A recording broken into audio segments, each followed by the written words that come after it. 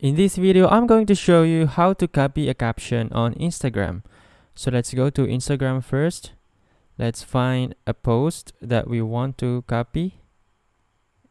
And then let's select the menu button, tap on copy link.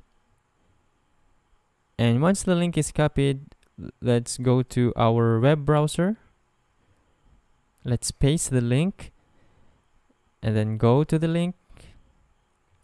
And one important thing that we want to do is to request the desktop site for this page. So let's wait for it. And once we are at the desktop site, we could now copy the caption of the post. So we just have to highlight them and then tap on copy. So that's how you copy a caption on Instagram.